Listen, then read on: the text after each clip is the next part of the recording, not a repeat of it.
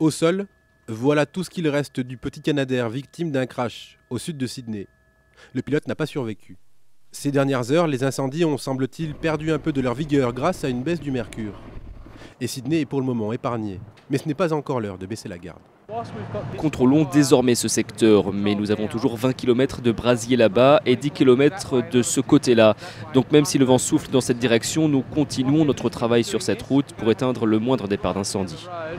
Nous sommes dans les montagnes bleues à 2 heures de route de Sydney. C'est là que se trouve le plus gros brasier. 47 000 hectares sont déjà partis en fumée sur un périmètre de 300 km. Le bilan humain pour le moment est limité, mais plus de 200 habitations ont été détruites. Hier soir, nous étions sur la route. Une nuit effrayante. Et puis ce matin, nous avons vu le vent tourner. Puis nos amis sont toujours en vie. Mais bon, c'est effrayant, vraiment. Côté enquête, on en sait un peu plus. C'est l'armée qui aurait tout déclenché à la suite d'exercices d'entraînement à l'explosif.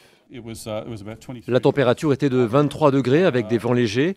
Puis lorsque l'exercice a démarré, on a constaté un petit départ de feu et les militaires ont répondu tout de suite. Mais c'était assez difficile car le secteur fait partie d'une zone protégée. Apparemment l'effet involontaire d'une activité de routine qui fait de ce feu le pire qu'ait connu l'Australie depuis 50 ans.